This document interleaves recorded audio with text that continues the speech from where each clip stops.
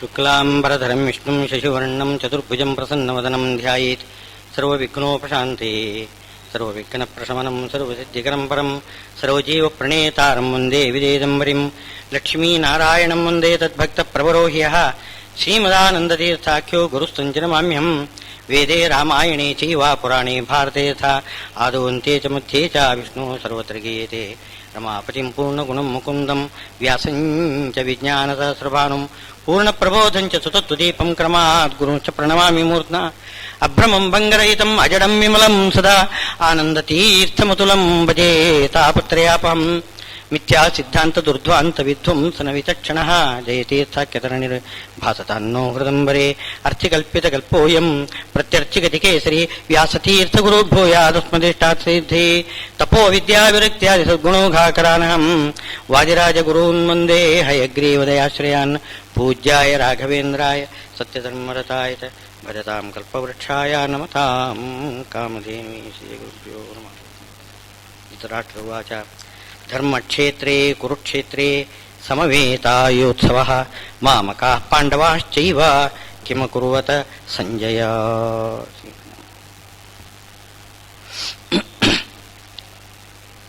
ಬ್ರಹ್ಮಾರ್ಪಣಂ ಬ್ರಹ್ಮಹವಿಹಿ ಎಂಬುದಾಗಿ ಹಿಂದಿನ ಶ್ಲೋಕದಲ್ಲಿ ಏನು ಹೇಳಿದ್ದಾರೆ? ಎಲ್ಲ ಕರ್ಮವನ್ನು ಕೂಡ ಬ್ರಹ್ಮನಿಗೆ ಅರ್ಪಣೆ ಮಾಡಬೇಕು. ಬ್ರಹ್ಮ ಬ್ರಹ್ಮ ಅಂತಂದ್ರೆ ಪರಬ್ರಹ್ಮ ಅಂತ ಹೇಳ್ತೇವೆ. ಪರಬ್ರಹ್ಮ ಅಪರಬ್ರಹ್ಮ ಅಂತ ಎರಡು ಬ್ರಹ್ಮ. ಅಪರಬ್ರಹ್ಮ ಅಂದ್ರೆ ಚತುರ್ಮುಖ ಬ್ರಹ್ಮದೇವರು, ಪರಬ್ರಹ್ಮ ಅಂತಂದ್ರೆ ನಾರಾಯಣ. ಗುಣಪೂರ್ಣರು, ಇಬ್ಬರು ಕೂಡ ಗುಣಪೂರ್ಣರೇ. ಬ್ರಹ್ಮಶಬ್ದಕ್ಕೆ ಅರ್ಥ ಏನು? ಗುಣಪೂರ್ಣರು ಅಂತ ಅರ್ಥ. ಪರಮಾತ್ಮನೋ ಹೇಗೂ ಗುಣಪೂರ್ಣ, ಅವನಿಗೆ ಇದು. ಹಾಗೆ ಚತುರ್ಮುಖ ಬ್ರಹ್ಮದೇವರು ಕೂಡ ಗುಣಪೂರ್ಣರೇ. ತಾರತಮ್ಯ ಇದೆ. ಪರಮಾತ್ಮನ ಗುಣಪೂರ್ಣತ್ವದ ಮುಂದೆ ಚತುರ್ಮುಖ ಬ್ರಹ್ಮದೇವರ ಪೂರ್ಣತ್ವ ಅದು ಏನೂ ಅಲ್ಲ, ಶೂನ್ಯ. ಯಾಕೆಂದ್ರೆ ಆ ಪೂರ್ಣತ್ವದಲ್ಲಿಯೂ ಅನಂತತ್ವದಲ್ಲಿಯೂ ತಾರತಮ್ಯ ಇದೆ. ಈಗ ಕಲ್ಪವೂ ಕೂಡ ಅನಂತ, ಕ್ಷಣಗಳು ಅನಂತ. ಕ್ಷಣಗಳ ಅನಂತ್ಯ ಎಷ್ಟಿರ್ಬೋದು? ಒಂದು ಕಲ್ಪದಲ್ಲಿ ಎಷ್ಟು ಕ್ಷಣ ಇರ್ಬೋದು ಆಲೋಚನೆ ಮಾಡಿ. ಕ್ಷಣಗಳು ಅನಂತ, ಕಲ್ಪನೂ ಅನಂತ. ಆದರೆ ಅನಂತ್ಯದಲ್ಲಿ ವ್ಯತ್ಯಾಸ ಇದೆ ನೋಡಿ. ಕ್ಷಣದ ಅನಂತ್ಯ ಜಾಸ್ತಿ ತಾನೆ. ಹಾಗೆ ಪರಮಾತ್ಮನ ಗುಣಗಳಿಗೆ ಅದು ಅದರ ಅನಂತ್ಯ ಅನಂತ. ಬರೀ ಅನಂತ ಹೇಳಬಾರದು, ಅನಂತ. ಇಬ್ಬರು ಬ್ರಹ್ಮರು. ಆದರೆ ಅವನು ಪರಬ್ರಹ್ಮ, ಚತುರ್ಮುಖ ಬ್ರಹ್ಮದೇವರು ಅಪರಬ್ರಹ್ಮರು. ಈ ಇಬ್ಬರನ್ನು ಜೊತೆಯಲ್ಲಿ ಹೇಳಲಿಕ್ಕೋಸ್ಕರನೇ ಅಪರಬ್ರಹ್ಮ ಎಂಬುದು ಪರಮಾತ್ಮನ ಪ್ರತಿಮಾ. ಅಪರಬ್ರಹ್ಮ ಅಂದ್ರೆ ಯಾರು? ವಾಯುದೇವರು ತಾನೆ. ವಾಯುದೇವರೇ ಬ್ರಹ್ಮದೇವರು, ಬ್ರಹ್ಮದೇವರೇ ವಾಯುದೇವರು. ಪ್ರತಿಮಾ. ನಮಸ್ತೆ ವಾಯೋ ತ್ವಮೇವ ಪ್ರತ್ಯಕ್ಷಂ ಬ್ರಹ್ಮಾಸಿ. ಪ್ರತ್ಯಕ್ಷಂ ಬ್ರಹ್ಮ. ಬ್ರಹ್ಮದೇವರು, ವಾಯುದೇವರು ಅವರು ಪ್ರತ್ಯಕ್ಷ ಆಗ್ಬೋದು.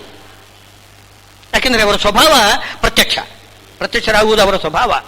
ಅವರು ಯೋಗ ಬಲದಿಂದ ಅಪ್ರತ್ಯಕ್ಷರಾಗ್ತಾರೆ, ಮನುಷ್ಯರ ಕಣ್ಣಿಗೆ ಕಾಣಿಸುವುದಿಲ್ಲ. ದೇವತೆಗಳಲ್ಲಿ ಹಾಗೆ. ದೇವತೆಗಳೆಲ್ಲರೂ ಕೂಡ, ಬ್ರಹ್ಮ ದೇವತೆಗಳೆಲ್ಲರೂ ಕೂಡ ಹೀಗೇನೆ. ಅವರ ಕಣ್ಣಿಗೆ ಯಾಕೆ ಕಾಣಿಸುವುದಿಲ್ಲ ದೇವತೆಗಳು ಅಂತಂದ್ರೆ ಅದು ಅವರ ಒಂದು ಯೋಗ ಬಲ. ಮಹಾಯೋಗಿಗಳು ದೇವತೆಗಳಾದ್ರಿಂದ ಯೋಗ ಬಲದಿಂದ ಅದೃಶ್ಯರಾಗ್ತಾರೆ. ಭಗವಂತ ಸ್ವಭಾವತಃ ಅದೃಶ್ಯ, ಅಚಿಂತ್ಯ ಶಕ್ತಿಯಿಂದ ವ್ಯಕ್ತನಾಗ್ತಾನೆ. ಬಹಳಷ್ಟು ವ್ಯತ್ಯಾಸ ಇದೆ. ಪರಮಾತ್ಮನೂ ಕೂಡ ಕಾಣ್ತಾನೆ, ಬ್ರಹ್ಮದೇವರು ಕಾಣಿಸ್ತಾರೆ. ಹೌದು. ಅದಕ್ಕೋಸ್ಕರ ಬ್ರಹ್ಮದೇವರನ್ನು ವಾಯುದೇವರನ್ನು ಪ್ರತ್ಯಕ್ಷ ಬ್ರಹ್ಮ ಅಂತ ಕರೆದರು. ಪ್ರತ್ಯಕ್ಷ ಬ್ರಹ್ಮ. ಅಂಥ ಪ್ರತ್ಯಕ್ಷ ಬ್ರಹ್ಮನಲ್ಲಿ ಅಂಥ ಪರಬ್ರಹ್ಮನನ್ನು ಆರಾಧನೆ ಮಾಡಬೇಕು ನಾವು. ಯಾಕೆ? ಪ್ರತಿಮಾ. ಪ್ರತ್ಯಕ್ಷ ಬ್ರಹ್ಮ ಅಂದ್ರೆ ಪ್ರತಿಮಾ. ನಮಗೆ ಪ್ರತಿಮಾ ಕಣ್ಣಿಗೆ ಕಾಣಿಸ್ತದೆ, ಒಳಗಡೆ ಭಗವಂತ ಇದ್ದಾನೆ ಅಂತ ಆಲೋಚನೆ ಮಾಡಬೇಕು ನಾವು. ಅದು ಕಣ್ಣಿಗೆ ಕಾಣಿಸುವುದಿಲ್ಲ. ನಮಗೆ ಕಣ್ಣಿಗೆ ಕಾಣಿಸೋದು ಎದುರುಗಡೆ ಪ್ರತಿಮಾ ಮಾತ್ರ. ಹಾಗೆ ವಾಯುದೇವರಲ್ಲಿ ಪರಮಾತ್ಮನನ್ನು ನಾವು ಚಿಂತನೆ ಮಾಡಬೇಕಷ್ಟೇ. ಪ್ರತಿಮೆಯನ್ನೇ ದೇವರು ಅಂತ ತಿಳ್ಕೊಳ್ಬಾರದು ತಾನೆ. ಪ್ರತಿಮೆಯೇ ದೇವರಲ್ಲ. ಪ್ರತಿಮೆಯಲ್ಲಿ ಅಪರಬ್ರಹ್ಮನನ್ನು ತಿಳ್ಕೋಬೇಕು. ಯಾವುದೇ ಪ್ರತಿಮಾ ತಗೊಳ್ಳಿ, ಅದರಲ್ಲಿ ಅಪರಬ್ರಹ್ಮ ವಾಯುದೇವರನ್ನು ತಗೊಳ್ಬೇಕು. ಆ ವಾಯುದೇವರಲ್ಲಿ ಪರಮಾತ್ಮ ಅಂತ. ಈ ಒಂದು ಅಭಿಪ್ರಾಯ ಕೂಡ ಇಲ್ಲಿದೆ ಬ್ರಹ್ಮಶಬ್ದಕ್ಕೆ. ಬ್ರಹ್ಮಶಬ್ದ ಬ್ರಹ್ಮಾಗ್ನೋ ಬ್ರಹ್ಮ ಎಂಬುದು ಅಗ್ನಿ ಅಂತಂದ್ರೆ ಪ್ರಸಿದ್ಧಿ ಇದೆ, ಪ್ರಾಣಾಗ್ನಿ ಅಂತ ಪ್ರಸಿದ್ಧಿ ಇದೆ. ಹೌದೇನು? ಪ್ರಾಣಾಗ್ನಿ, ಮುಖ್ಯ ಪ್ರಾಣದೇವರು ಅಗ್ನಿ. ನಾವೀಗ ಏನು ಉಣ್ತೇವಲ್ಲ, ಅದು ಮುಖ್ಯ ಪ್ರಾಣದೇವರು ತಗೊಳ್ಳೋದು. ಮುಖ್ಯ ಪ್ರಾಣದೇವರು ತಗೊಂಡು ಅದನ್ನು ಪರಮಾತ್ಮನಿಗೆ ಕೊಡಬೇಕು. ಮುಖ್ಯ ಪ್ರಾಣದೇವರೇ ಅಲ್ಲಿ ಪ್ರತಿಮಾ. ವಾದಿರಾಜರು ಸ್ವಾರಸ್ಯ ಹೇಳ್ತಾರೆ, ನಾವು ಯಾವುದಾದ್ರೂ ಒಂದು ಪಾಯಸನೋ ಏನೋ ಒಂದು ಸದ್ದು ಮಾಡಿ ತಿಂತೇವಲ್ಲ, ಸುರು ಸುರು ಅಂತಾಳೆ ಶೀತ್ಕಾರ ಮಾಡಿ ತಿಂತೇವಲ್ಲ, ಆ ಶಬ್ದ ಅದು ವಾಯುದೇವರು ಮಾಡ್ತಕ್ಕಂತಹ ಶಬ್ದ. ವಾದಿರಾಜರು ಹೇಳತಕ್ಕಂಥ ಇದು ಸ್ವಜಿತಮ್ಮ ತರೇಶ್ವನ ಅಂತ ಪವಮಾನದಲ್ಲಿ ಸ್ವಜಿತಂ ಸರ್ವಂ ಸಪೂತಮಶ್ನಾತಿ, ಸರ್ವಂ ಸಪೂತಮಶ್ನಾತಿ ಸ್ವಜಿತಂ ಮಾತರೇಶ್ವನ. ಪವಮಾನ ಸೂಕ್ತದಲ್ಲಿ ಸರ್ವಂ ಸಪೂತಂ ಅಶ್ನಾತಿ, ಒಳ್ಳೆ ಪವಿತ್ರವಾಗಿರ್ತಕ್ಕಂಥದ್ದನ್ನು ಎಲ್ಲರೂ ಕೂಡ ಉಣಬೇಕು. ಯಾವುದು? ಮಾತರಿಶ್ವನ ಸ್ವಜಿತಂ. ಮಾತರಿಶ್ವ ವಾಯುದೇವರು ಅದಕ್ಕೆ ರುಚಿ ಕೊಡ್ತಾರಂತೆ. ಅವರು ಒಂದ್ಸಲ ಸದ್ದು ಮಾಡಿ ಶೀತ್ಕಾರ ಮಾಡಿ ತಗೊಂಡ್ಬಿಟ್ರು ಅಂತಂದ್ರೆ ಪರಮಾತ್ಮನಿಗೆ ಬಹಳ ರುಚಿ ಅಂತದ್ದು ಸ್ವಜಿತಂ. ಆದ್ರಿಂದ ಅವರು ಅಂಥ ಪ್ರತಿಮಾ. ಆ ಪ್ರತಿಮಾದಲ್ಲಿ ಭಗವಂತನನ್ನು ಆ ಅಗ್ನಿ, ಪ್ರಾಣಾಗ್ನಿಯಲ್ಲಿ, ಪ್ರಾಣಾಗ್ನಿ ಭಗವಂತನೂ ಪ್ರಾಣ, ಭಗವಂತನಿಗೂ ಪ್ರಾಣ ಅಂತ ಹೇಳ್ತಾರೆ. ಯಾವ ಮುಖ್ಯ ಪ್ರಾಣ ಅವನು. ಈ ಮುಖ್ಯ ಪ್ರಾಣ ಅಂತ ನಾವು ಕರಿತೇವಲ್ಲ, ಅದನ್ನು ಉಪನಿಷತ್ತು ಮಧ್ಯಮ ಪ್ರಾಣ ಅಂತ ಕರೆದಿದೆ. ಮುಖ್ಯ ಪ್ರಾಣ ಅಂದ್ರೆ ದೇವರು. ನಮ್ಮ ಮುಖ್ಯ ಪ್ರಾಣ ದೇವರು ನಾವು ಹೇಳ್ತೇವಲ್ಲ, ಅವರು ಮಧ್ಯಮ ಪ್ರಾಣರಂತೆ ಹಾಗೆ ಹೇಳ್ತಾರೆ. ಅದು ಅಪೇಕ್ಷೆ. ಪರಮಾತ್ಮನಿಗೆ ಹೋಲಿಸಿದಾಗ ಮುಖ್ಯ ಪ್ರಾಣರು ಅವರು ಮಧ್ಯಮ ಪ್ರಾಣರಾಗ್ತಾರೆ. ಹೀಗೆ ಆ ಬ್ರಹ್ಮಾರ್ಪಣಂ, ಬ್ರಹ್ಮನಿಗೆ ನಾವು ಪರಬ್ರಹ್ಮನಿಗೆ ಅರ್ಪಣೆ ಮಾಡುವಾಗ ಬ್ರಹ್ಮ ದೇವರ ಅಂತರ್ಯಾಮಿಯಾಗಿರ್ತಕ್ಕಂಥ ಬ್ರಹ್ಮಣಿ ಬ್ರಹ್ಮರೂಪೋಸೌ ಅಂತ, ಬ್ರಹ್ಮನಲ್ಲಿ ಬ್ರಹ್ಮರೂಪದಿಂದ ಪರಮಾತ್ಮ ಇದ್ದಾನೆ, ಅವನಿಗೆ ಸಮರ್ಪಣೆ ಮಾಡಬೇಕು. ನಾವು ದೇವರ ನೈವೇದ್ಯ ಮಾಡುವಾಗ ಈ ರೀತಿ ಚಿಂತನೆ ಮಾಡಬೇಕು. ನೇರವಾಗಿ ಭಗವಂತನಿಗೆ ಸಮರ್ಪಣೆ ಮಾಡಲಿಕ್ಕೆ ಆಗುವುದಿಲ್ಲ. ಅಂತರ್ಯಾಮಿಯಾಗಿರ್ತಕ್ಕಂತಹ ಭಗವಂತನಿಗೆ ಸಮರ್ಪಣೆ ಮಾಡಬೇಕು. ಅದನ್ನು ಅವನು ಸ್ವೀಕಾರ ಮಾಡ್ತಾನೆ. ಅವನು ಸ್ವೀಕಾರ ಮಾಡುವಾಗ ಅವನು ಸ್ವಯಂ ತಾನು ಸ್ವೀಕಾರ ಮಾಡಿ ಪ್ರಾಣದೇವರಿಗೆ ಉಣಿಸ್ತಾನೆ. ಸಹಭೋಗ ಅಂತಂದಿದ್ದಾರೆ. ಸಹಭೋಗ ಅಂದ್ರೆ ಒಟ್ಟಿ ಕೂತ್ಕೊಂಡು ಅವನಿಗೊಂದು ತುತ್ತು ಬಾಯಿಲು ಬಿಡೋದು, ಅಂತಂದು ತಾನು ತಿನ್ನೋದಂತೆ. ಅಷ್ಟು ಪ್ರೀತಿ. ವಾಯುದೇವರ ಬಾಯಿಗೆ ಒಂದಿಷ್ಟು ಒಂದು ತುತ್ತು ಇಡಬೇಕು, ತಾನು ತಿನ್ಬೇಕು ಒಟ್ಟಿಗೆ. ಸಹಭೋಗ, ಒಟ್ಟಿಗಿರು. ಏನದು? ನಾವು ಮಾಡಿದ ಪುಣ್ಯಕರ್ಮದ ಫಲ. ಯಾಕೆಂದ್ರೆ ನಮ್ಮಿಂದ ಪುಣ್ಯಕರ್ಮ ಮಾಡಿಸ್ತಾರೆ ವಾಯುದೇವರು. ಪುಣ್ಯಕರ್ಮ ಮಾಡಿಸಿದವರು ಫಲ ಉಣ್ಬೇಕು ತಾನೆ. ಅವರಿಗೆ ಹೆಚ್ಚು ಫಲ, ನಮಗೆ ಏನು ಒಂದಿಷ್ಟು ಮಾತ್ರ. ನಾವು ಪರಾಧೀನರಾಗಿ ವಾಯುದೇವರು ಏನು ಮಾಡಿಸ್ತಾರೆ ಏನೋ ನಾವು ಮಾಡ್ತಾ ಇದ್ದೀವಿ ಅಷ್ಟೆ. ಪೂರ್ತಿ ಮಾಡುವವರು ವಾಯುದೇವರು. ಆದ್ರಿಂದ ವಾಯೋರೇವ ಯತಶ್ಚೇಷ್ಟಾ ಸರ್ವ ಅಂತ, ಎಲ್ಲ ಚೇಷ್ಟ ಎಂಬುದು ವಾಯುದೇವರ ಅಧೀನ. ಆದ್ದರಿಂದ ಅವರು ನಮ್ಮಿಂದ ಒಳ್ಳೆ ಸತ್ಕರ್ಮ ಮಾಡಿಸ್ತಾರೆ. ಆ ಸತ್ಕರ್ಮ ಮಾಡಿಸಿದ್ರೆ ಅದರ ಫಲವನ್ನು ಮುಖ್ಯವಾಗಿ ಪರಮಾತ್ಮ ಅವರಿಗೆ ಕೊಡ್ತಾನೆ, ನಮಗೂ ಕೊಡ್ತಾನೆ. ಯಾವಾಗ? ವಾಯುದೇವರ ದ್ವಾರ ನಾವು ಸಮರ್ಪಣೆ ಮಾಡಿದರೆ ನಮಗೂ ಒಂದಿಷ್ಟು ಕೊಡ್ತಾನೆ. ಇಲ್ಲದೆ ಹೋದ್ರೆ ನಮ್ಗೆ ಏನೇನಿಲ್ಲ, ಅವನೇ ತಗೊಂಡ್ಬಿಡ್ತಾನೆ ಎಲ್ಲ. ಏನಿಲ್ಲ. ಈಗ ನಾವು ಶ್ವಾಸೋಚ್ಛ್ವಾಸ ಮಾಡ್ತೇವೆ. ಶ್ವಾಸೋಚ್ಛ್ವಾಸ ಅದೊಂದು ಮಂತ್ರ ಜಪ ವಾಯುದೇವರು ಮಾಡ್ತಿದ್ದಾರೆ. ಅದಕ್ಕೆ ಫಲ ಎಷ್ಟು ಫಲ ಅಂತಂದ್ರೆ ವಾದಿರಾಜರು ಹೇಳ್ತಾರೆ ವೈಕುಂಠ ವರ್ಣನೆಯಲ್ಲಿ, ಸಹಭೋಗ ಅಂತ ಏನಿದೆ ಸತ್ಯಲೋಕದಲ್ಲಿ, ಅದು ಸಿಕ್ಕಿದ್ದು ಈ ಶ್ವಾಸಮಂತ್ರದ ಜಪದ ಫಲ ಅಂತೆ. ಎಷ್ಟು ಅನಂತ ಜೀವರಾಶಿ ಇದೆ. ಅನಂತ ಜೀವರಾಶಿಗಳು ಉಸಿರಾಡದೆ ಬದುಕುವುದಿಲ್ಲ. ಜೀವ ಅಂದ್ರೇನು? ಪ್ರಾಣಧಾರಣ ಮಾಡ್ತಕ್ಕಂಥದ್ದು. ಶ್ವಾಸೋಚ್ಛ್ವಾಸ ಮಾಡುವುದು ಜೀವ. ಅದರೊಳಗೆ ಎಲ್ಲರಲ್ಲಿಯೂ ಕೂಡ ಇರತಕ್ಕಂಥವನು ಯಾರು? ಪ್ರಾಣದೇವರು. ಅಷ್ಟು ಜನರಲ್ಲಿ ಕೂತ್ಕೊಂಡು ಅವರು ಶ್ವಾಸಮಂತ್ರ ಜಪ ಮಾಡಬೇಕು ಅಂತಂದ್ರೆ ಅದು ನಮ್ಮ ಕಲ್ಪನೆಗೆ ಬರಲಾರದು. ಅನಂತ ಆ ಜಪ, ಅದಕ್ಕೆ ಫಲನೂ ಅನಂತ. ಅದಕ್ಕೋಸ್ಕರ ಎಷ್ಟು ಕೊಟ್ಟರು ಸಾಲದು ಅಂತ ಅಂದ್ಕೊಂಡು ವಾದಿರಾಜರು ಉದಾಹರಣೆ ಕೊಡ್ತಾರೆ. ಒಂದು ಜನ್ಮದಲ್ಲಿ ತೀರಿಸಲಾಗದಷ್ಟು ಒಬ್ಬನಿಂದ ಸಾಲ ತಗೊಂಡಿವಿ ಅಂತ ಇಟ್ಕೊಳ್ಳೋಣ. ಸಾಲ ತಗೊಂಡಿವಿ, ಈ ಜನ್ಮದಲ್ಲಿ ನನಗೆ ತೀರಿಸಲಿಕ್ಕೆ ಸಾಧ್ಯವಿಲ್ಲ. ಅವನೇನೋ ಕೊಟ್ಟಿದ್ದಾನೆ. ಸಾಲ ಕೊಟ್ಟಿದ್ದಾನೆ, ತುಂಬಾ ಸಾಲ ಕೊಟ್ಟಿದ್ದಾನೆ ಅಂತ ಇಟ್ಕೊಳ್ಳಿ. ಆಗ ನಾವೇನ್ ಮಾಡ್ತೇವೆ ಅಂತಂದ್ರೆ, ನಾವು ಉಣ್ಣುವಾಗ ಮೊದಲು ಅವನಿಗೊಂದಿಷ್ಟು ಹಾಕಿ ನಾವು ತಗೋತೇವೆ. ಅವನಿಗೊಂದಿಷ್ಟು ಹಾಕಿ ಅವನಿಗೆ ತಿನ್ನಿಸಿ ಅವನ ಅನುಜ್ಞೆ ಪಡೆದು ನಾವು ತಿಂತೇವೆ. ಈ ಒಂದು ಚರ್ಯೆ ಭಗವಂತ ಮಾಡ್ತಿದ್ದಾನಂತೆ. ಮೊದಲು ಬ್ರಹ್ಮದೇವರ ಬಾಯಿಗೆ ಆ ತುತ್ತು ಇಡ್ತಾನಂತೆ, ಆಮೇಲೆ ತಾನು ಉಣ್ತಾನೆ. ಅಷ್ಟು ಪ್ರೀತಿ. ಇದು ಸಹಭೋಗ. ಇಂಥ ಸೂಕ್ಷ್ಮ ರಹಸ್ಯವನ್ನೆಲ್ಲ ಹೇಳಬೇಕು ಅಂದ್ರೆ ವಾದಿರಾಜರೇ ಹೇಳಬೇಕು, ಇನ್ಯಾರು ಇಂಥದ್ದೆಲ್ಲ ಹೇಳೋದಿಲ್ಲ. ರಹಸ್ಯವನ್ನೆಲ್ಲ ಇಲ್ಲ, ಎಲ್ಲಿಯೂ ಕಡೆ ಕಾಣಿಸ್ತದೆ. ವೈಕುಂಠ ವರ್ಣನೆ ಇದೆ, ಕನ್ನಡದಲ್ಲಿದೆ. ಹೀಗೆ ಬ್ರಹ್ಮನಲ್ಲಿ ಅರ್ಪಣೆ ಮಾಡಬೇಕು ನಾವು. ಬ್ರಹ್ಮಾರ್ಪಣಂ ಬ್ರಹ್ಮಹವಿ. ಆ ಬ್ರಹ್ಮ ಹವಿಸ್ಸಿನಲ್ಲೂ ಇರತಕ್ಕಂಥವನು ಅವನೇ, ಅಗ್ನಿಯಲ್ಲಿ ಇರತಕ್ಕಂಥವನು ಅವನೇ. ಆ ಹವಿಸ್ಸಿನಲ್ಲಿ ಇರತಕ್ಕಂಥ ಅವನನ್ನು ಅಗ್ನಿಯಲ್ಲಿ ಇರತಕ್ಕಂಥ ಅವನಲ್ಲೇನೆ ಹೋಮ ಮಾಡಬೇಕು. ಅಂದ್ರೆ ಅವನು ಅದನ್ನು ಉಣ್ತಾನೆ ಅಂತ ನಾವು ಅನುಸಂಧಾನ ಮಾಡಬೇಕು. ಇದು ಬ್ರಹ್ಮಾರ್ಪಣ ಅಂತ. ಈ ರೀತಿ ಯಜ್ಞ ಮಾಡ್ತಕ್ಕಂಥವರು ನಾನಾ ರೀತಿಯಾದ ಯಜ್ಞ ಮಾಡ್ತಾರೆ ಅಂತ ಹೇಳ್ತಾರೆ. ನಾನಾ ರೀತಿಯಾದ ಯಜ್ಞ. ಬರೀ ನಾವು ಉಣ್ಣುವುದು ಮಾತ್ರ ಅಂತ ತಿಳ್ಕೊಳ್ಬಾರ್ದು. ಎಲ್ಲವೂ ಕೂಡ ಭಗವಂತನ ಒಂದು ಸೇವಾ. ಭಗವಂತನ ಸೇವಾ ಏನೆಲ್ಲ ಇದೆ ಅದನ್ನೆಲ್ಲ ಯಜ್ಞ ಅಂತ ಹೇಳ್ಬೇಕು. ಬರೀ ಅನ್ನ ಉಣಿಸುವುದು ಮಾತ್ರವಲ್ಲ, ಎಲ್ಲವೂ ಕೂಡ. ದೈವಮೇವ ಪರೇ ಯಜ್ಞಂ ಯೋಗಿನಃ ಪರ್ಯುಪಾಸತೆ. ದೈವ ಅಂದರೆ ಪರಮಾತ್ಮ, ಪರಮಾತ್ಮನ ಯಜ್ಞ, ಪರಮಾತ್ಮನ ಸೇವಾ, ಅದನ್ನು ಯಜ್ಞ ಎಂಬ ಭಾವನೆಯಿಂದ ಉಪಾಸನೆಯನ್ನು ಭಗವಂತನಿಗೆ ಸಮರ್ಪಣೆ ಮಾಡ್ತಾರೆ. ನಾವು ಭಗವಂತನ ಧ್ಯಾನ ಮಾಡ್ತಿದ್ದೇವಲ್ಲ, ಧ್ಯಾನ ಮಾಡಿದರೆ ಭಗವಂತನಿಗೆ ಸಂತೋಷ ಯಾಕಾಗ್ತದೆ ಅಂತನ್ನೋದು ಪ್ರಶ್ನೆ. ನಾವು ಅವನನ್ನು ಧ್ಯಾನ ಮಾಡಿದ ತಕ್ಷಣ ಅವನಿಗೆ ಯಾಕೆ ಸಂತೋಷ ಆಗಬೇಕು? ಈಗ ನಾವು ಒಬ್ಬನನ್ನು ನೆನೆಸ್ಕೊಳ್ತೇವೆ ಅಷ್ಟೇ. ನೆನೆಸಿಕೊಂಡು ನಾವು ಪ್ರೀತಿ ತೋರಿಸಬೇಕು. ಬರೀ ನೆನೆದ್ರೆ ಸಾಲದು ತಾನೆ, ಪ್ರೀತಿ ತೋರಿಸ್ಬೇಕು. ಹಾಗೆ ನಾವು ನೆನೆಯತಕ್ಕಂತಹ ಕರ್ಮವನ್ನು ಸಮರ್ಪಣೆ ಮಾಡಬೇಕು.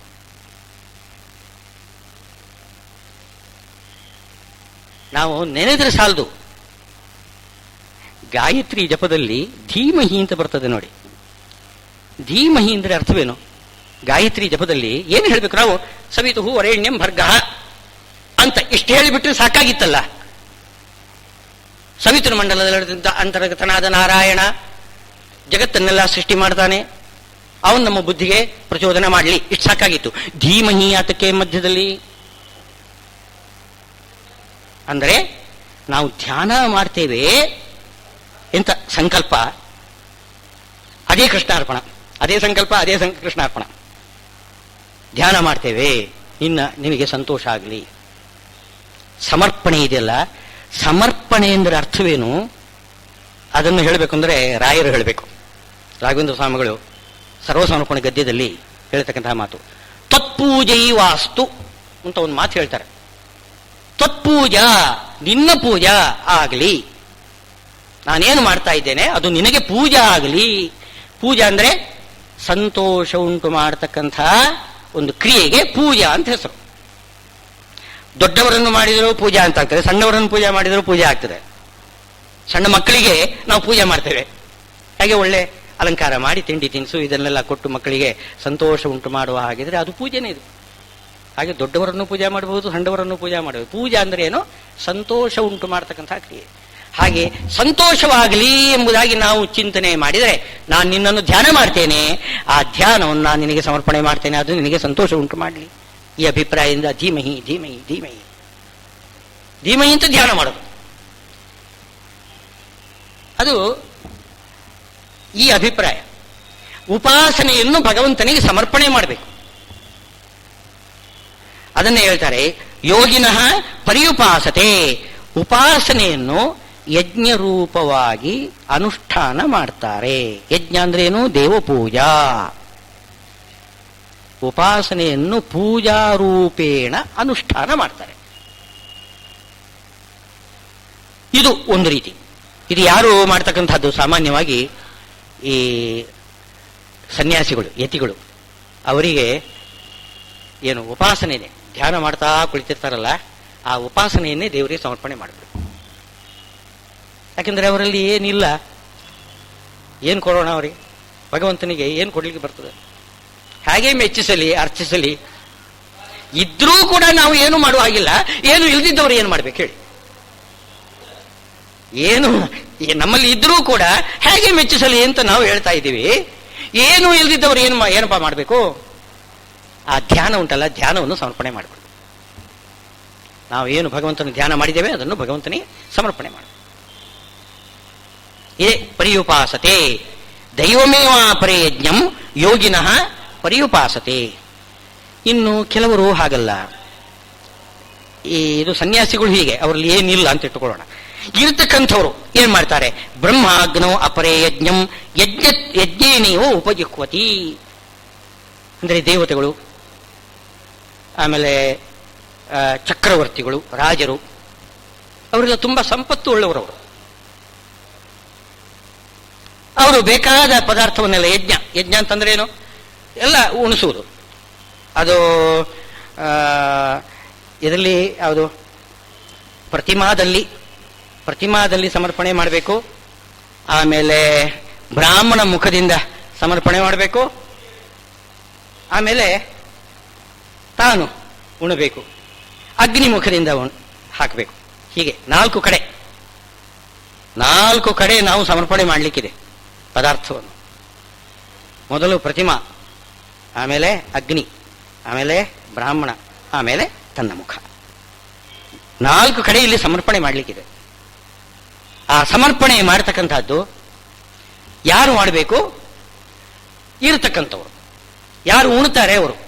ಇವರು ಉಣ್ಣುವುದೇ ಇಲ್ಲ. ಯಾರು ಸನ್ಯಾಸಿಗಳು ಅವರೆಲ್ಲ ಉಪವಾಸ ಮಾಡ್ತಿರ್ತಾರೆ, ಅವ್ರು ಏನು ಉಣ್ಣುವುದಿಲ್ಲ. ತಪಸ್ಸುಗೆ ಕೂತ್ಕೊಂಡ್ಬಿಟ್ರೆ ಅವ್ರು ಏನು ಉಣ್ಣುವುದಿಲ್ಲ ಅಂತ.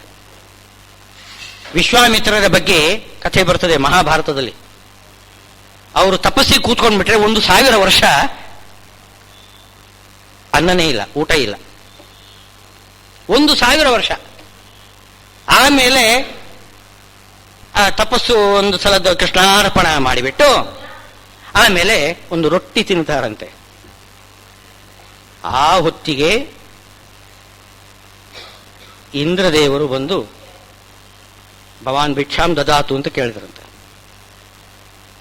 ವಿಶ್ವಾಮಿತ್ರರಲ್ಲಿ 1000 ವರ್ಷ ಉಪವಾಸವಿದ್ದು ಅವರು ಒಂದೇ ಒಂದು ಒಣ ರೊಟ್ಟಿ ತಿನ್ನಲಿಕ್ಕೆ ಅಂತ ಕೂತಿದ್ದಾರೆ. ಭವಾನ್ ಭಿಕ್ಷಾಂ ದದಾತು ಅಂತ ವೃದ್ಧ ಬ್ರಾಹ್ಮಣ ವೇಷದಿಂದ ಇಂದ್ರದೇವರು ಬಂದು ಬೇಡ್ತಾ ಇದ್ದಾರೆ.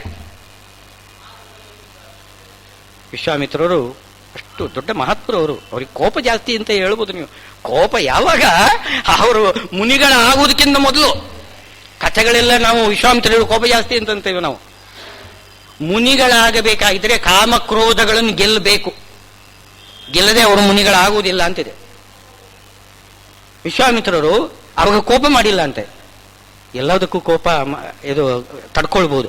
ಹೊಟ್ಟೆಗೆ ಏನಾದ್ರು ತೊಂದರೆ ಆಗಿಬಿಟ್ರೆ ಯಾರು ತಡ್ಕೊಳ್ಳೋದಿಲ್ಲ.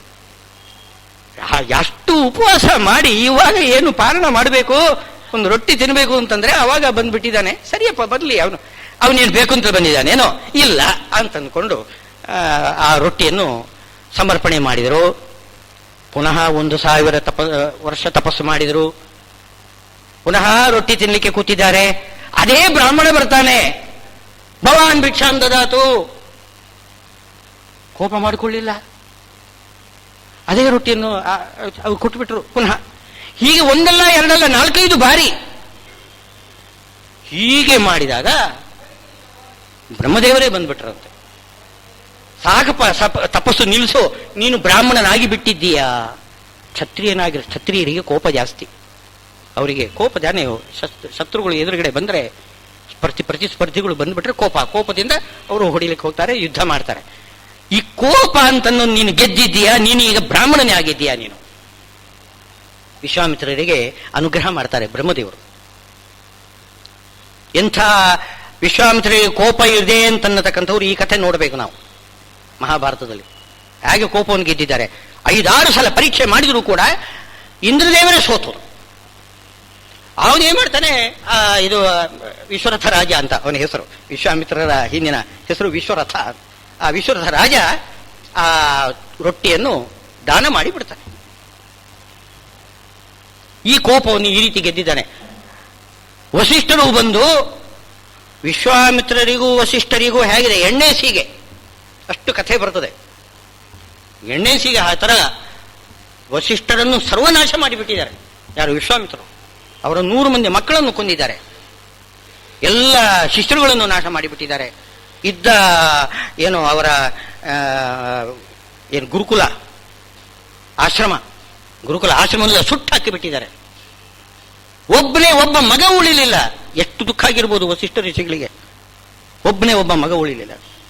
ಆದರೆ ವಿಶ್ವಾಮಿತ್ರರಿಗೆ ಶಾಪ ಕೊಡಲಿಲ್ಲ. ಎಂಥ ಮಹಾತ್ಮರು ವಸಿಷ್ಠರು. ಶಾಪ ಕೊಡಲಿಲ್ಲ. ಕಣ್ಣಲ್ಲಿ ನೀರು ತುಂಬಿಕೊಂಡ್ರು. ಏನ್ ಮಾಡೋಣ ಅಂತಂದ್ರು, ತಾನೇ ಆತ್ಮಹತ್ಯೆಗೆ ಹೋದರು. ನಾನು ಯಾಕೆ ಬದುಕಿರಬೇಕು? ದುಃಖ ತಡೀಲಾರದೆ ಆತ್ಮಹತ್ಯೆಗೋಸ್ಕರ ಏನು ಮಾಡಿದ್ರು? ಬೆಟ್ಟದ ಮೇಲಿಂದ ಕೆಳಗೆ ಜಿಗಿದ್ರು, ಬೆಂಕಿಗೆ ಹಾರಿದ್ರು, ವಿಷ ಕುಡಿದ್ರು, ಏನು ಮಾಡಿದ್ರು ಜೀವ ಹೋಗುವುದಿಲ್ಲ. ಅದು ಭಗವಂತನ ಅಧೀನ. ಜನನ ಮರಣ ನಮ್ಮ ಅಧೀನ ಅಲ್ಲ, ಭಗವಂತನ ಅಧೀನ. ಕೊನೆಗೂ ನಿರಾಶರಾಗಿ ಕಣ್ಣಲ್ಲಿ ನೀರು ತುಂಬಿಕೊಂಡು ತಮ್ಮ ಆಶ್ರಮ ಇದ್ದ ಕಡೆಗೆ ಸುಮ್ಮನೆ ಹೆಜ್ಜೆ ಹಾಕಿ ಬರ್ತಾ ಇದ್ದಾರೆ, ಶೂನ್ಯ ದೃಷ್ಟಿಯಿಂದ ನೋಡಿಕೊಂಡು. ಏನು ಮಾಡಬೇಕು ಗೊತ್ತಾಗಿಲ್ಲ. ಆವಾಗ ಅವರ ಸೊಸೆ ಮದಯಂತಿ ಅಂತ, ಶಕ್ತಿ ಋಷಿಗಳ ಹೆಂಡತಿ ಸೊಸೆ, ಅವಳು ಗರ್ಭಿಣಿ. ಅವಳು ವಸಿಷ್ಠ ಮುನಿಯ ಹಿಂದ್ಗಡೆಯಿಂದ ನಡ್ಕೊಂಡು ಬರ್ತಾ ಇದ್ದಾಳೆ ಅಂತ. ಅವಳ ಕಾಲುಂಗುರ ಧ್ವನಿ ಆಗ್ತದಂತೆ. ಯಾರಮ್ಮ ನೀನು ಅಂತ ನೋಡ್ತಾರೆ, ಗುರುತು ಹತ್ತುವುದಿಲ್ಲ, ಕಣ್ಣಲ್ಲಿ ನೀರು ತುಂಬಿಕೊಂಡ್ಬಿಟ್ಟಿದೆ. ಯಾರಮ್ಮ ನೀನು ಅಂತ ಕೇಳ್ತಾರೆ. ಅಷ್ಟೊತ್ತಿಗೆ ಅವಳ ಹೊಟ್ಟೆ ಒಳಗಡೆಯಿಂದ ಮಗು ವೇದಾಧ್ಯಯನ ಮಾಡ್ತಾ ಇರುವುದು ಕಿವಿಗೆ ಬಿತ್ತಂತೆ ವಸಿಷ್ಠ ಋಷಿಗಳಿಗೆ. ಅವ್ರು ಯಾರು? ಪರಾಶರ ಮುನಿ, ಶಕ್ತಿ ಋಷಿಗಳ ಮಗ ಪರಾಶರ, ವೇದವ್ಯಾಸ ದೇವರ ಮೊಮ್ಮಗ. ಪರ ಆಶೆಯನ್ನೇ ಬಿಟ್ಟು ಬಿಟ್ಟಿದ್ದಾರಂತೆ. ಜೀವನದಲ್ಲೇ ಆಸೆ ಬಿಟ್ಟಿದ್ದಾರೆ ವಸಿಷ್ಠ ಋಷಿಗಳು. ಅಂತಹ ಸಂದರ್ಭದಲ್ಲಿ ಅವರಿಗೆ ಆನಂದವನ್ನು ಕೊಟ್ಟಿರತಕ್ಕಂಥವನು ಯಾರು? ಹೊಟ್ಟೆ ಒಳಗಡೆ ಇರತಕ್ಕಂತಹ ಋಷಿ. ಯಾರು? ಪರಾಶರ ಋಷಿ. ಒಂದು ವೇದಧ್ವನಿ ಮಾಡಿಬಿಟ್ಟಿದ್ರೆ ಒಂದು ಕೇಳಿದಾಗ ಮಹಾ ಆನಂದ ಆಗೋಯ್ತು. ಓ, ನಮ್ಮ ವಂಶದ ಕುಡಿ ಇದೆ, ಸಂತೋಷ ಆಯ್ತು. ಈ ರೀತಿ ವಸಿಷ್ಠ ಋಷಿಗಳು ಎಂಥ ಮಹಾತ್ಮರು. ಏನು ವಿಶ್ವಾಮಿತ್ರರಿಗೆ ಒಂದಿಷ್ಟು ಶಾಪ ಕೊಡಲಿಲ್ಲ. ಹೀಗೆ ಕ್ರೋಧವನ್ನು ಗೆಲ್ಲದೆ ಮುನಿಗಳಾಗುವುದಿಲ್ಲ. ವಸಿಷ್ಠ ಋಷಿಗಳಾಗಲಿ ವಿಶ್ವಾಮಿತ್ರರಾಗಲಿ ಎಲ್ಲರೂ ಕೂಡ ಕೆಲವರಲ್ಲಿ ಶಾಪ ಕೊಟ್ಟು ಬಿಡ್ತಾರೆ. ದುರ್ವಾಸರು ಕೊಡ್ತಾರೆ, ಇವರೆಲ್ಲರೂ ಕೊಡ್ತಾರೆ. ಅದು ಕೇವಲ ಸಣ್ಣ ಮಕ್ಕಳು ಏನಾದರೂ ತಪ್ಪು ಮಾಡಿದರೆ ಅವರಿಗೆ ಶಿಕ್ಷೆ ಮಾಡಬೇಕಲ್ಲ, ಹೊಡೆಯುವುದು ಬಡಿಯುವುದೆಲ್ಲ ಪ್ರೀತಿಯಿಂದ, ಅದು ಪ್ರೀತಿಯಿಂದ ಮಾಡೋದು. ಅವರೇನಾದ್ರೂ ಶಾಪ ಕೊಟ್ಟರೆ ಅದಕ್ಕೊಂದು ಗಾದೆ ಇದೆ, ಕೋಪೋಪಿ ದೇವಸ್ಯ ವರೇಣ ತುಲ್ಯ ಅಂತ. ಅಂಥವರು ದೊಡ್ಡವರು ನಮಗೆ ಕೋಪದಿಂದ 2 ಮಾತಾಡಿದರೆ ಅಥವಾ ಶಾಪ ಕೊಟ್ಟರೆ ಏನು ಮಾಡಿದ್ರು ಅದು ದೊಡ್ಡ ವರ ಅಂತ ನಾವು ತಗೋಬೇಕಂತ.